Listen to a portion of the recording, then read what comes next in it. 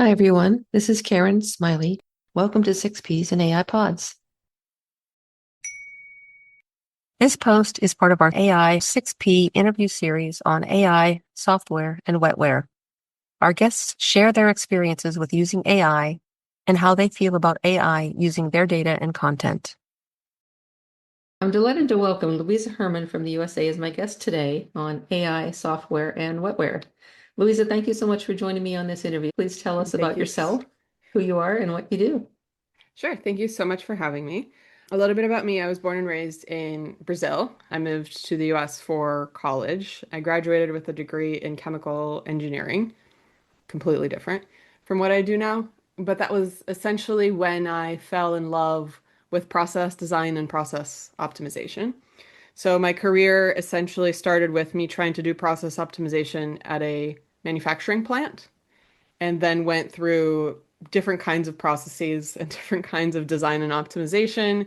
Then I went to school in Philadelphia, eventually moved to Cleveland, Ohio to work in manufacturing, and then moved to Boston where I live now. And it's kind of hard to live in Boston and not work in software. But I've spent the majority of my career working in software through the changes that we've seen with the explosion of software and now AI, LLMs, artificial intelligence, all of that. Because of my passion for process and engineering, process design, process optimization, I've always been heavy on the data side. I love playing with data, optimizing based on data, collecting data, looking at data. And so I was at the right place at the right time for when all of this stuff started happening. Now I create products to simplify our lives. So take a whole bunch of data and then help people make sense of that data for their individual lives or for work. And I also work as a consultant for people in especially regulated industries who are trying to figure out how does this stuff work, how to use it safely and responsibly, and in a way that benefits people more than, any potential drawbacks. That sounds great. So tell us a little bit about your level of experience with AI and machine learning and analytics. Have you studied the technologies or have you picked them up on your own? How have you learned what you've learned? One of my regrets was actually that I did major in chemical engineering. I hope my parents don't listen to this podcast. Who am I kidding? I'm going to send it to them. But they know this already. I actually felt like I should have gone into computer science because essentially all of the optimization that I was doing would have been helped by computers and algorithms, as it turns out. And I would have learned them a lot earlier if I had studied computer science, but I was actually scared because I felt like the people who are majoring in computer science had been doing coding before college, whereas people majoring in chemical engineering probably weren't doing reactor design before college. Maybe they were. I'm not judging, but the level of experience that I had at that point was coding my HTML website on GeoCities. So I didn't think I could really compete with people who had built apps. Of course, that's not true. A lot of people were coming in and just starting. What I realized once I actually did start coding for myself is that you pick this stuff up pretty quick, and there's always more to learn, but the timeline to start creating things is way shorter than people think.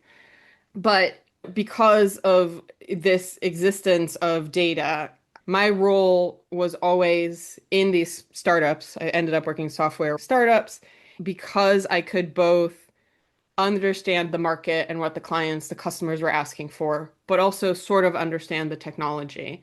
I ended up being that person sitting between telling the engineers this is what you need to develop and telling the people who are not technical this is what's possible, this is what technology can deliver realistically. From there, it was sort of a small and then large slide into I'm trying to figure out if these engineers are telling the truth about the timelines and about what they can and can't build. And then I had a Mhm. problem that I wanted to solve, which is too many sources of data all at the same time, all screaming at me. I can't tell what's important and what's not important. And I was spending so much of my time going in between different tools to try to find the information that I needed that I taught myself how to code, aided by GitHub Copilot. I knew very, very basic Python, and I extrapolated that into like, how can I write a function that does this, this, and this? So I can tell you from personal experience that it's not impossible. It's not daunting. Once you get into it, it's a lot more doable and achievable. But from there, I started just creating my own products.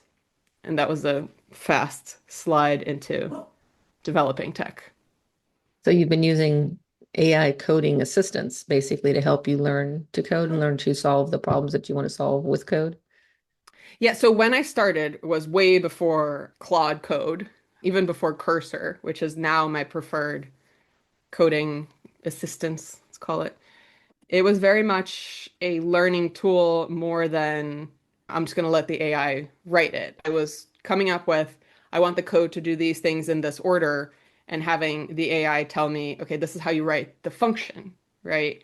But I still had to keep track of the inputs and outputs for each file, and then the routes and the processing, the services, the utilities, all of that. I had to keep track of what was coming in and out, and the formatting, which is honestly still the hardest. My current project is coming up with a better way to keep track of that because I think there has to be a better way. I was actually writing these out by hand at one point. It's prehistoric.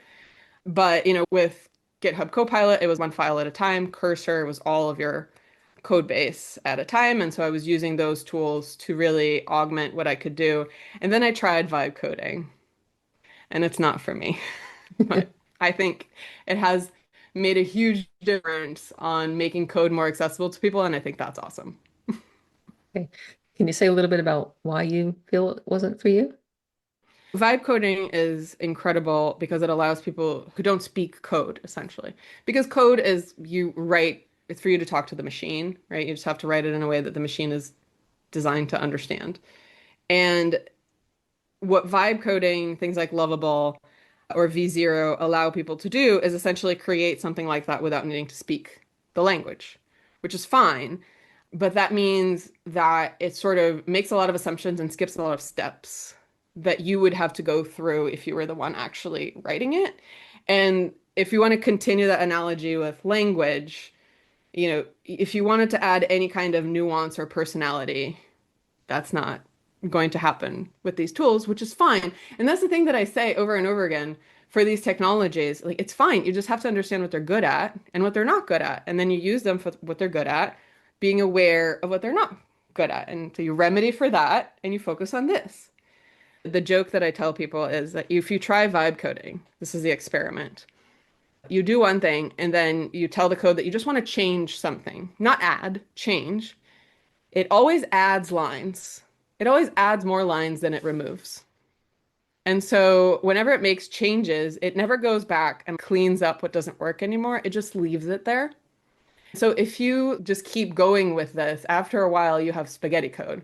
You don't know if it leads anywhere or why it's there, but then you remove it and then something breaks because you didn't understand it. I've seen this with my own code because at one point I was like, I'm going to see how far I can take this. Regrets. I have a lot because I actually liked the app that it ended up creating that I had to then tear down and rebuild from scratch. But again, if you understand what it's good at, it's an amazing tool. I knew very basic Python, and without Copilot and Cursor, I probably would have just given up. I had a full-time job, I have a child, I have hobbies, and I wasn't going to have time to dive into that very deeply, but that allowed me to do it anyways. So that was awesome.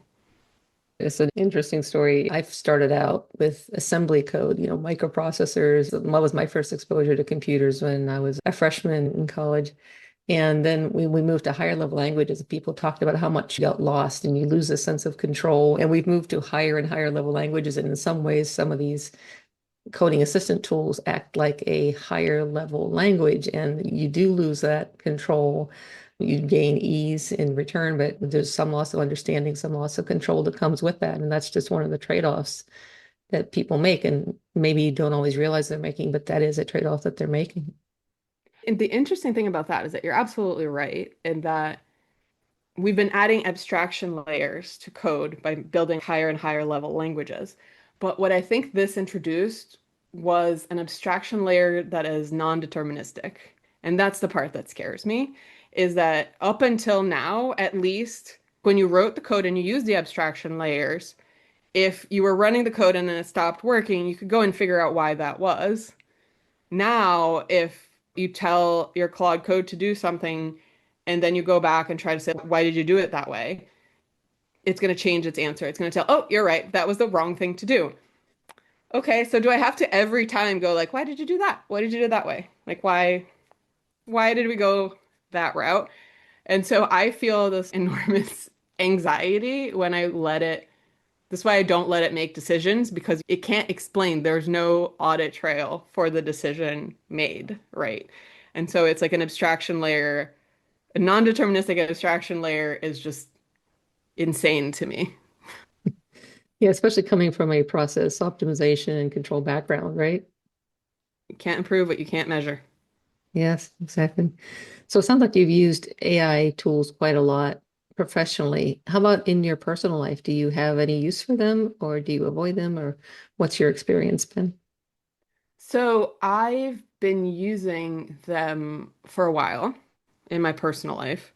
I don't use the chatbots like the usual way that people use them. This is my office and I have two servers just over there because I like doing my processing in controlled environments as opposed to just sending data out.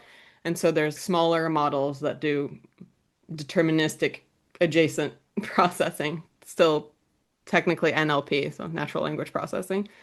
But the biggest boon for me is that I am neurodivergent.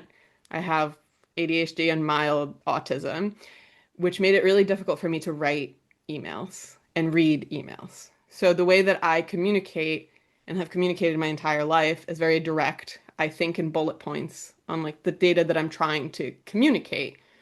And in person, I'm obviously not like that. I'm not talking in bullet points right now. But for some reason, communicating in writing was very difficult for me. And so what I started to do was just that I would write my emails in bullet points and have a model basically write it out. I would say like make this human, write it out as an email, and then I would have it do the other way when someone wrote me an email, just give me bullet points. And so it sort of became a translation layer for my brain. And that's sort of where I still use it. If I want to communicate this, what is a way that is not dry bullet points that I can communicate it? Sort of know your audience and know how they want to be communicated to. That sounds good. And you mentioned that you have kids. Are your children getting exposed to AI in schools or using it, or what's that experience been? So my son is 8, so he's not getting a lot of exposure to AI. They do have iPads, which surprised me. And because you know that autism is hereditary, he came home one day and he said, Mom, they told me we're going to use iPads in school now. And I told them I'm not old enough to use an iPad. And I was like, excellent. I know Correct. you're my child for sure. Like we had rules and the rules are being violated and I must say something. So he is not getting exposed to AI. He's getting exposed to technology, but I am making sure to explain to him how these things work, essentially. He has a science fair tomorrow, and the science fair project is a data analytics project because, of course, it is. But it's because for spring break, we went to Universal Studios in Orlando, and he started asking me questions about how they estimate wait times for rides. And so Oh, we started collecting data about it, about estimated versus real wait times for rides. And then we're trying to figure out, we went and we researched together because he was the one asking the questions. How do they measure it? How do they figure it out? And then the whole science project is around that, which I'm really hoping, and I'm going to keep pushing for this, just leads to him understanding how these things work. Because I think the technological literacy that we need everywhere, not just with children or teenagers or young adults, with everyone, is to understand, again, what these technologies are good at, how they work, what their potential drawbacks are, because it's going to be very difficult. Every time someone tells me, well, ChatGPT told me, I'm like, nope, mm-mm, no. Even my father said, I asked him, explain to me how ChatGPT works. And he says, well, I ask a question and it looks it up in like an encyclopedia or something. I'm like, no, that's not how that works. It's a statistical model, which means it looks at the things you sent it. It thinks of it as numbers. It tries to connect it with other things that look like it to sort of understand what you were said. And then it sort of finds in its training where it has seen that before, and then it gives you the answer based on that. It's not looking it up in an encyclopedia. It's not a person sitting there going like, I wonder. The other example I gave about this was there are these videos going viral on TikTok right now. It's this guy who's talking to ChatGPT and asking it, time me or tell me how high I jumped, which is funny in a vacuum. But somebody apparently asked Sam Altman about that, and his response was, it's going to be a few years until ChatGPT can serve as a timer. And I'm thinking, stop. No, no. ChatGPT is not a timer. You know what is a timer? A timer. We have it. We don't need it to be everything. Like it can't be a timer because it's a statistical language model, which doesn't understand time. This was a great opportunity for Sam Altman to say, let's talk about how these models work and why it's not a timer, instead of saying, oh, it's going to be a few years. It's not a timer. This Yes. is exactly the kind of thing that we need to get more familiar with, essentially. Yeah. But that's the kind of hype that drives up the IPO prices, right?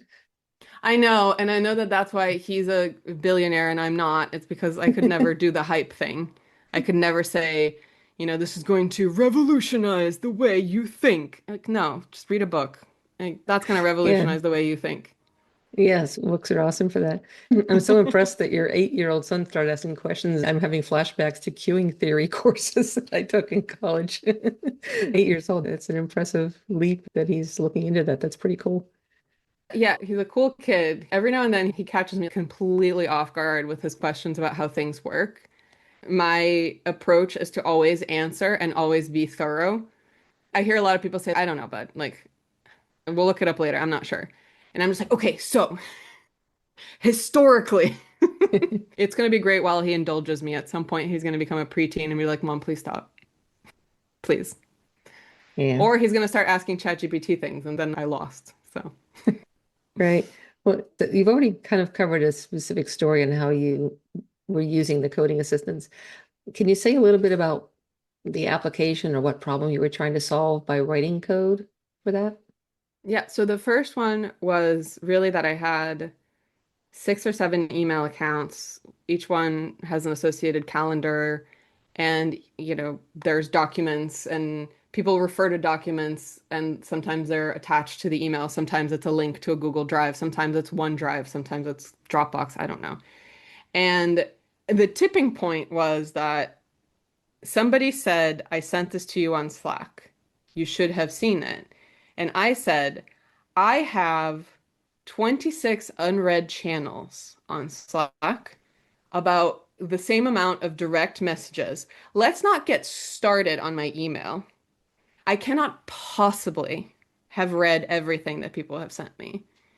But I also realized that just saying that was not helpful, and that people prefer to receive information in different ways and to communicate in different ways. Some people prefer Slack, some people prefer email, some people do phone calls or text messages, some people use like Asana or Notion or Jira, right? People communicate in different ways.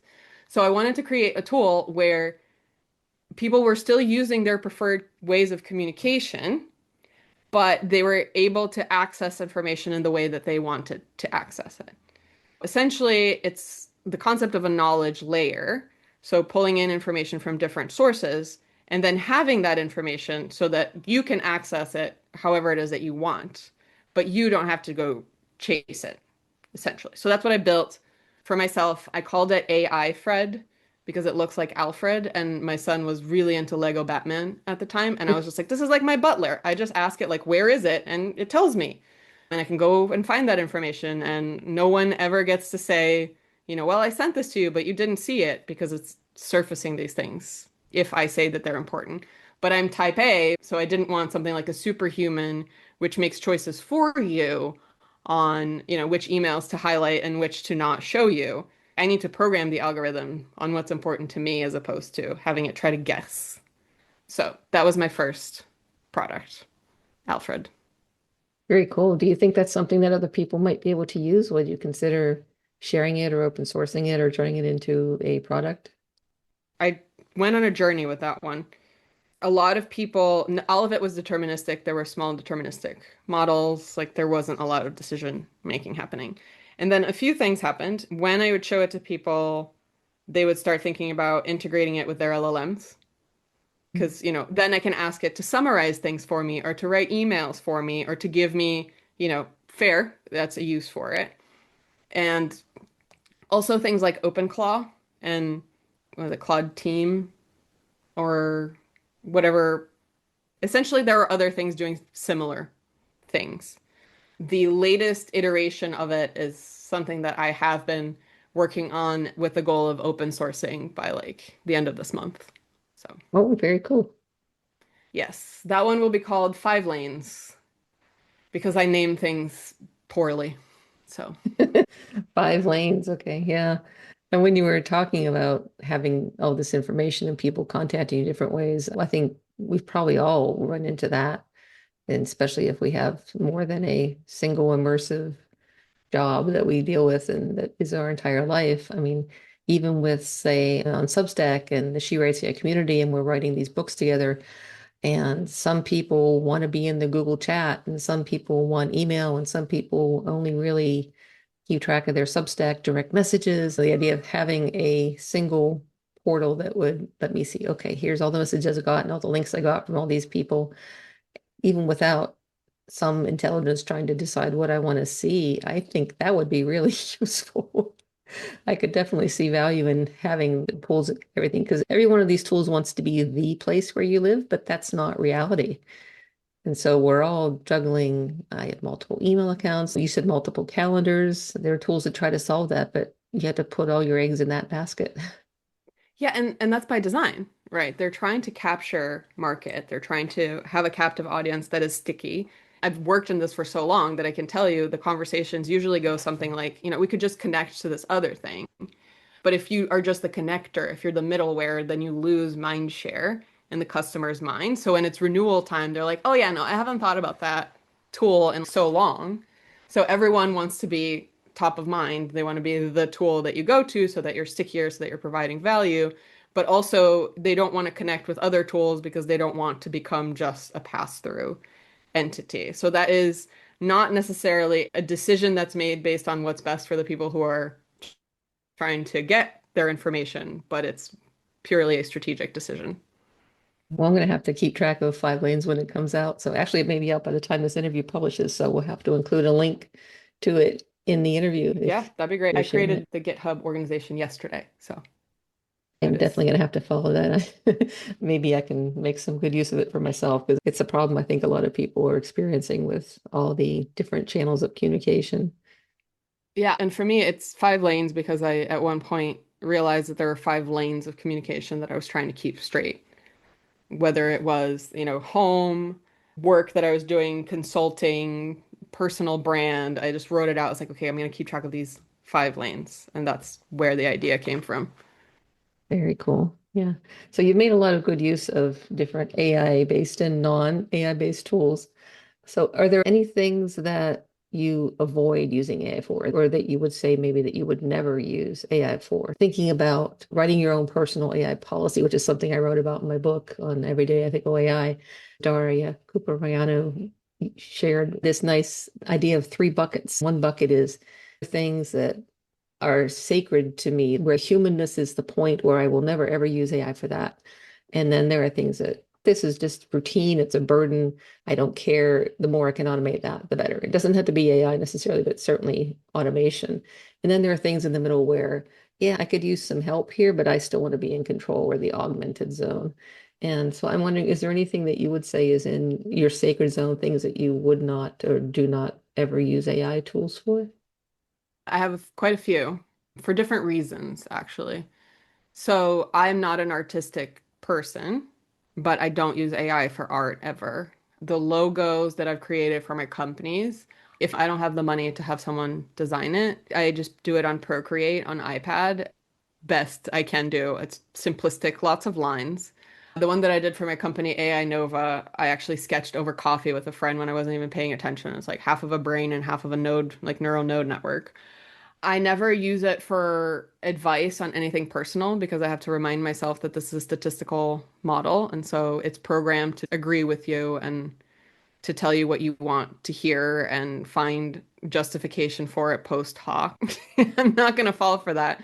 The hallucinations, the AI delusion is, I think, a concern there. So I'm never going to do it for that or anything that requires sending personal data of any kind because that's data that you're giving away. Anything that you use these large models for, you're helping train them further with your own data. So anything that I wouldn't want to gift to a large corporation for them to use to their benefit, I don't use these models for.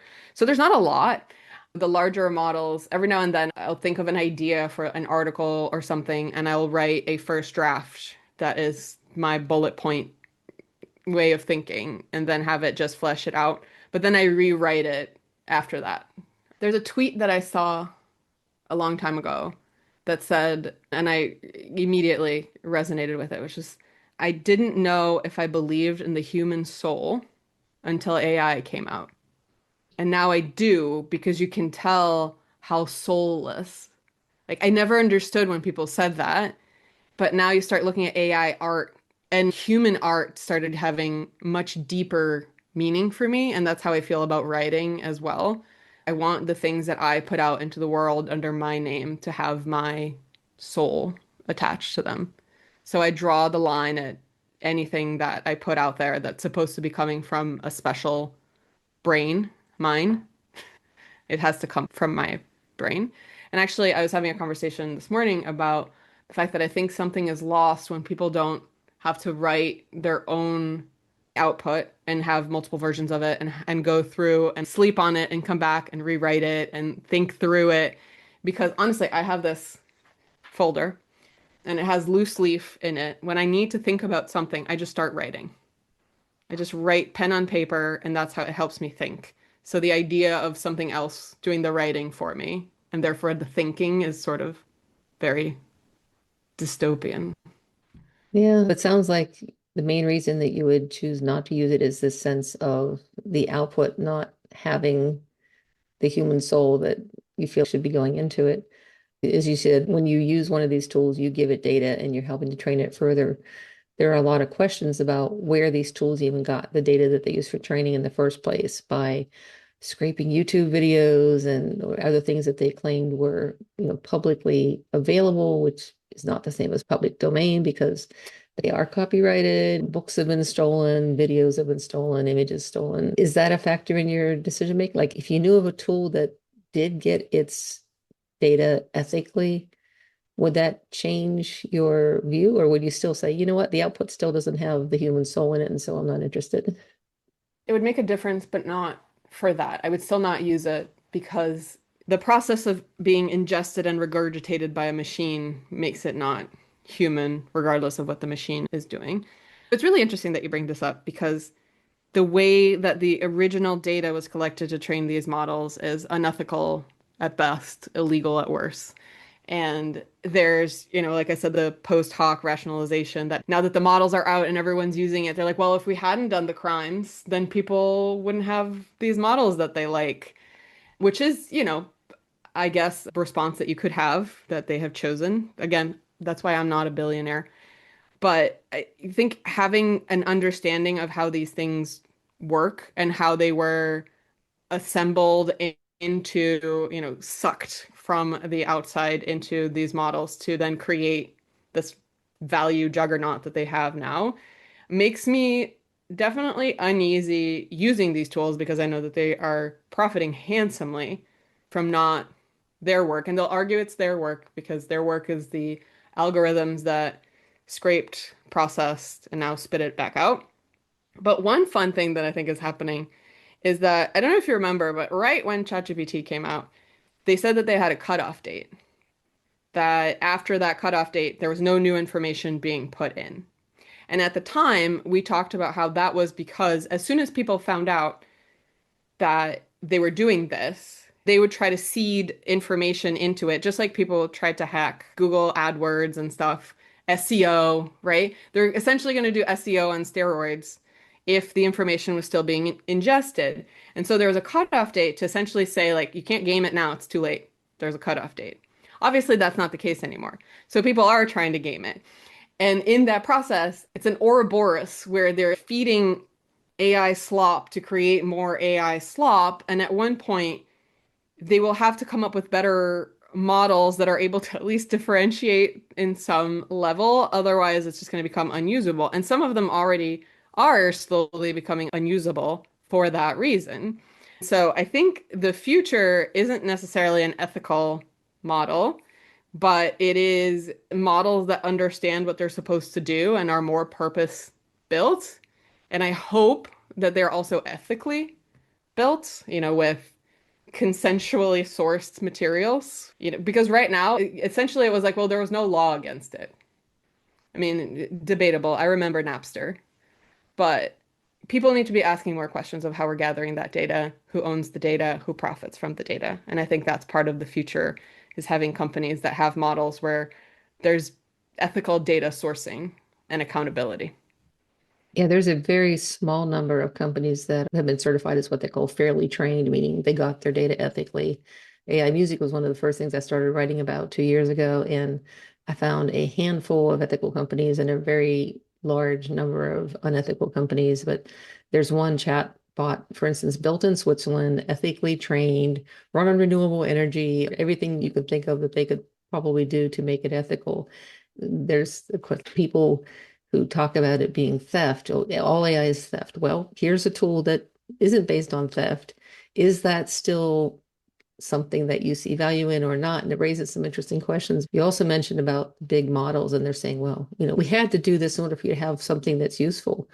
There's a project called the Common Pile that you may have heard of, where they used just ethically sourced materials and they got a model that gave just as good a results as one of the LLMs that preceded it. Okay, so that was a lie. You didn't have to steal this data to provide something that would be useful. And that doesn't get, I think, as much attention as it deserves. But I want to go back to your comments about the companies that they're profiting. They are making tons of money from having these tools, but they are not compensating anyone. Also, I don't know if you've heard, you mentioned about it being legal, but there are well over 100 lawsuits nowadays on copyright infringement. A lot of them are in the music space, but some are also with the books, and there was the Anthropic settlement. So it's not that there weren't laws to say that this was not okay. The laws have been there, but it's going to take probably decades for all these lawsuits to settle out. Yeah, and the thing with that is that there was no precedent for what they did. And so there had to be an argument, and that's what the lawsuits are to argue, does this apply in this case, yes or no? And that's what's getting decided, but the technology moves so much faster than the law and the application of the law. That's sort of what we're seeing now is it legal? Was it legal? We'll find out. Yeah. I'm wondering what your thoughts are about the companies that do take this data. Do you think that they should be required to get people's consent, to give them credit and to compensate them when their data is used? It's what CIPRI calls the 3 Cs of creative rights: consent, credit, and compensation. Do you think that AI tool providers should be required to give all of us the 3 Cs to have the right to consent and be credited and be compensated for use of our data? Yeah, I think part of that comes back to the education piece. If people were educated enough to give their consent, to understand how those companies were getting value from their work so that they could be adequately compensated, that would go a long way. So far, there hasn't been an incentive for those companies to do that, both from a perspective of it would cost money, it would cost profits, but it would also slow things down significantly. And that goes against Mhm. everything that Silicon Valley stands for with move fast and break things. It would be great. I think the best thing that we as consumers can do is understand how our data is being absorbed and used by these companies. Because then when we talk about requiring consent and being compensated, then that will be a process that says, like, this is the kind of consent that you need from me. And this is the kind of compensation that I want from you, as opposed to just telling them that they have to figure out how to provide that, right? Which is sort of the issue that we also have with legislation, because the tech companies are telling legislators, like, hey, you don't have to understand this tech. Like, just write the legislation this way and it'll be fine.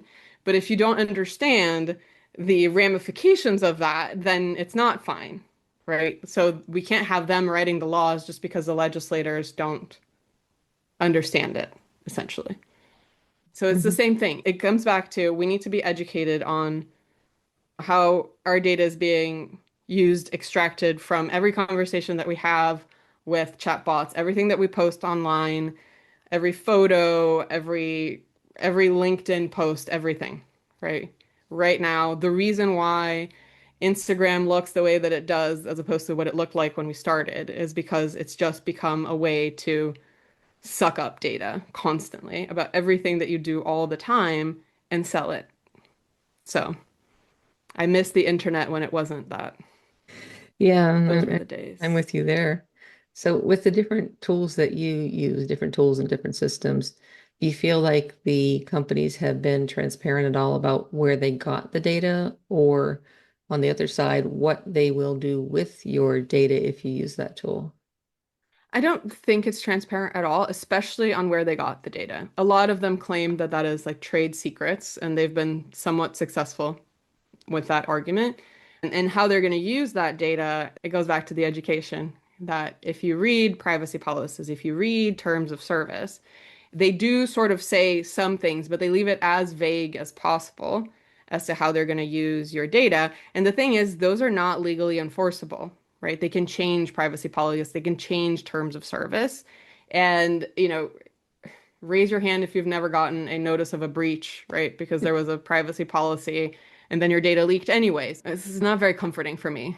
And so usually I actually had this really funny interaction at a doctor's office where they said, do you consent to having this transcribed with AI?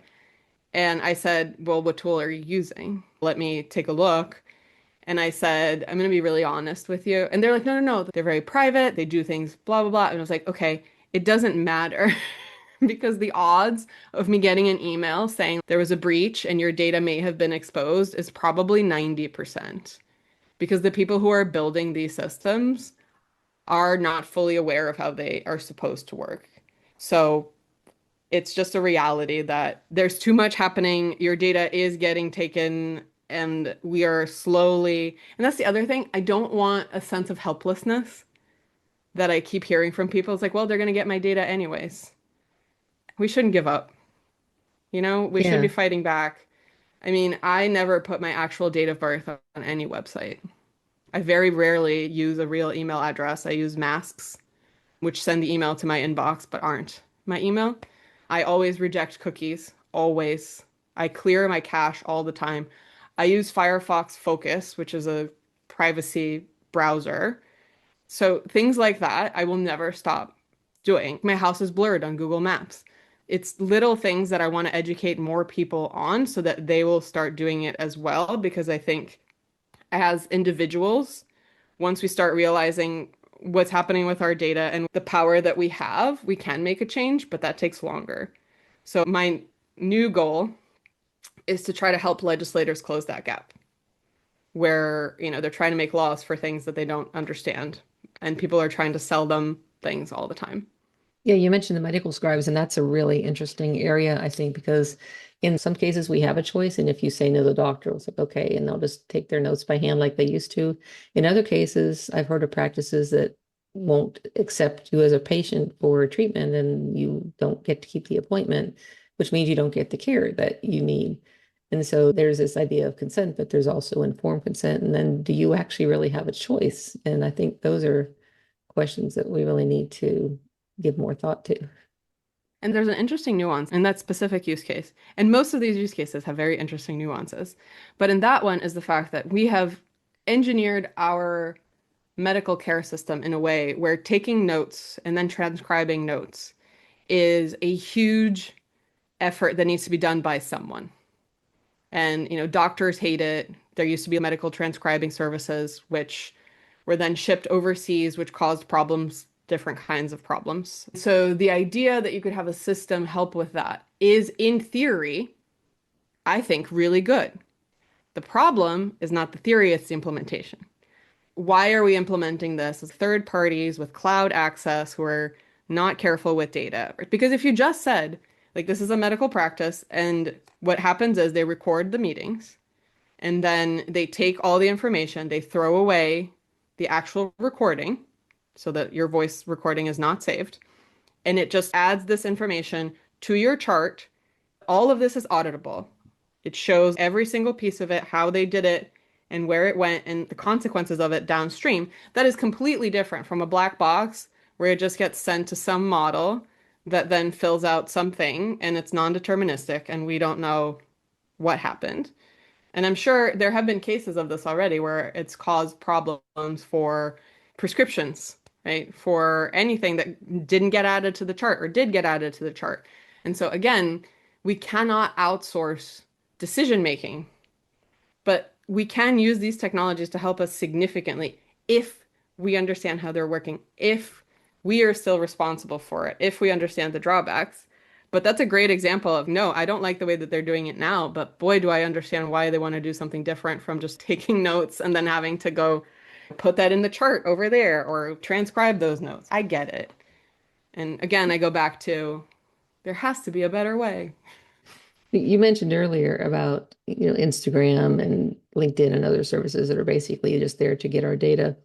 Do you know of any cases where your data has been scraped and used in a way that you felt was not appropriate? I mean, everything I've ever posted on Facebook, photos, all of it was used to train facial recognition models. Everything Instagram also was used that way. I know that that's what they were doing. I mean, Gmail data was used to train Gemini, right? I need to double check this because I can't just be saying these things I haven't checked. But I heard that there's an option to disable AI in Google now in Gmail, but that means that you don't get like spam filtering because that's AI. So I know that all of that data has been scraped and used. I know that emails in Gmail accounts and photos that I've posted on any social media, up to and including LinkedIn, have been scraped. Reddit is one of the largest contributors to LLMs because of the question answer format. So I know all of that has been scraped. Like, I am aware, which is why there are no pictures of my child on the internet, because I would like to give him the option, which honestly we weren't given, because when we were posting our photos 20 years ago, we didn't know that this was going to happen. And nobody asked us afterwards, right, if it was okay Yeah. to use it this way. And we didn't know. Last question. Public distrust of these companies has been growing, AI and tech companies, and that's probably healthy because now we know more about what they're doing with our data. But is there any company that you do trust, or what do you think it would take for you to actually trust a company with your data? They would have to be very clear. So what happens right now is because a lot of people don't understand the fundamentals of the technology, a lot of the documentation and the external statements that these companies make are targeted towards people who aren't in the industry, right? And so they're vague, they're high level. To be able to trust a company with my data, I would have to actually have a conversation about which databases do you use? How do you store data? For how long? How do you do data sovereignty? Do you separate, do you store data in the US, in the EU? What are your policies for retention and deletion? How are you processing? And I usually go back to you follow the money, right? How is this company making money? So, for example, Gmail isn't free. They were using your data to train models to either sell things through ads or create Gemini. Apple, for example, doesn't have a LLM.